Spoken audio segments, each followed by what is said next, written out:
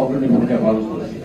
তারই চূড়ান্ত রূপ দিচ্ছে জুলাই মাসে ছাত্র জনতা এবং সাধারণ সমস্ত শ্রেণী পেশার মানুষ কিন্তু এই আন্দোলনে শুরু হয়েছিল। আমাদের সৌভাগ্য যে আমরা 90 রাজপথ ছিলাম এবং 24 রাজপথ থেকে আমরা এই আন্দোলন সাকসেস করেছি।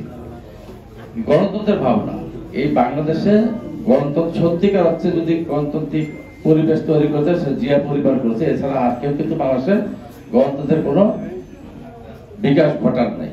তো এখন আমরা যে গণতন্ত্র সাধারণ মানুষের গণতন্ত্র ভাবনা আমরা ভাবতেছি, এই ডাকসু নির্বাচন এই দুইটা নির্বাচন দেখার পর আমাদের ভাবনা চেঞ্জ হয়ে গেছে, মাইন্ড চেঞ্জ হয়ে গেছে।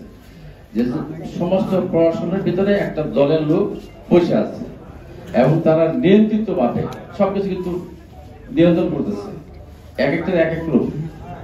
ঢাকা ইউনিভার্সিটি যে নির্বাচন দেখলাম এক রূপ, জাহাঙ্গীরনগর আরেক রূপ। তারা এটা গবেষণা করে এটা নিয়ন্ত্রণ করার চেষ্টা করছে একটা দল, এবং তারা ক্ষমতা দেওয়ার স্বপ্ন দেখে কিসের ভিত্তিতে?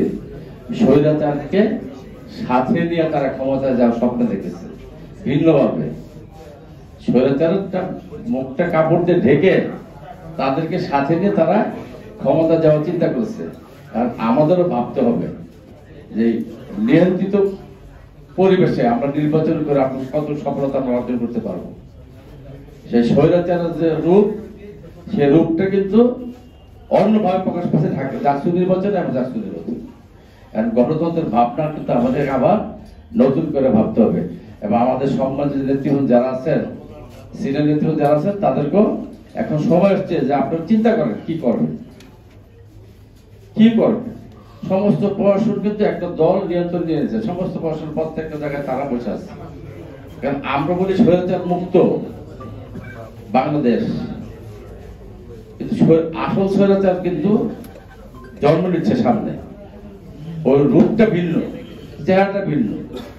সেটা কিন্তু ভাবার সময় আসছে যে সত্যিকার অর্থে বাংলাদেশে কি গণতন্ত্র প্রতিষ্ঠিত হইব কি হইব না, জনগণের ভোটের প্রতিফলন দেখবো কি দেখবো না।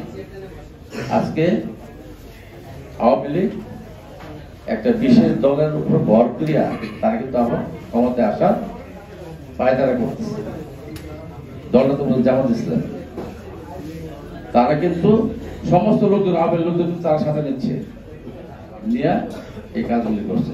সেজন্য এখন আমাদের সবাইকে ভাবতে হবে, দেশবাসীকে ভাবতে হবে যে সত্যিকার অর্থে গণতন্ত্র সামনে আমরা প্রতিষ্ঠা করতে পারবো কি পারবো না। এই কথা বলে আপনাদের সবাইকে ধন্যবাদ জানাই। আমরা শেষ করছি। খোদা হাফেজ। বাংলা জিন্দাবাদ।